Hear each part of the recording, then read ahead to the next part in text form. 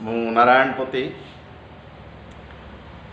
ଫିଲ୍ମର ପ୍ରଯୋଜକ, ନିର୍ଦ୍ଦେଶକ, ଅଭିନେତା ଏବଂ ଲେଖକ।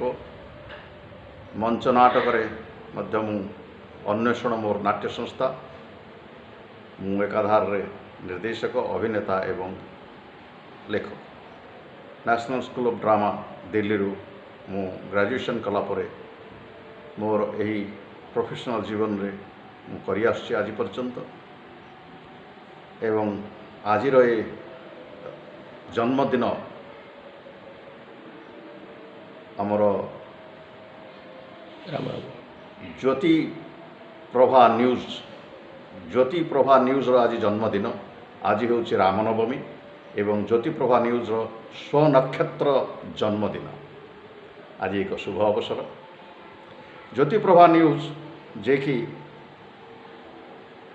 ନ୍ୟୁଜ୍ କ୍ଷେତ୍ରରେ ଏକ ବିପ୍ଳବ ଆଣିଛି। ପ୍ରାକ୍ଟିକାଲି ଦେଖିବାକୁ ଗଲେ ସେମାନେ ଯେଭଳି ଭାବରେ ଅକ୍ଳାନ୍ତ ପରିଶ୍ରମ କରି ସତ୍ୟର ପଥ ଅନୁସରଣ କରି ସମ୍ବାଦମାନ ସଂଗ୍ରହ କରୁଛନ୍ତି, ଲୋକମାନଙ୍କର ଆଶା ଆକାଂକ୍ଷା ଦାବି ଗ୍ଳାନି, ସେମାନଙ୍କର ଯେଉଁ ଦୁଃଖ ସୁଖ ସବୁର ସେ ସମ୍ବାଦ ପରିବେଷଣ କରୁଛନ୍ତି। ରାଜନୀତି ଠାରୁ ନେଇ ଧର୍ମ, ବ୍ୟକ୍ତିଗତ ଜୀବନ ସବୁକିଛି ସେମାନେ ସମ୍ବାଦ ଆକାରରେ ପରିବେଷଣ କରୁଛନ୍ତି।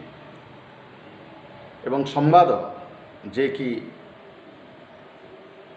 ଗଣତନ୍ତ୍ରର ଚତୁର୍ଥ ସ୍ତମ୍ଭ, ଯେଉଁ ସ୍ତମ୍ଭକି ଆଜି ଟିକେ ଦୋହଲିଗଲା ଭଳିଆ ଲାଗୁଛି, କିନ୍ତୁ ଜ୍ୟୋତିପ୍ରଭା ନ୍ୟୁଜ୍ ପାଖରେ ପୁଣି ଏକ ଆଶାର ସଞ୍ଚାର ହେଉଛି। ସେହି ଗଣତନ୍ତ୍ର ସ୍ତମ୍ଭକୁ ଦୃଢ଼ ଭାବରେ ବଞ୍ଚେଇ ରଖିବେ, ସୁଦୃଢ଼ କରିବେ, ଆହୁରି ସୁଦୃଢ଼ କରିବେ ବୋଲି ଆଶା।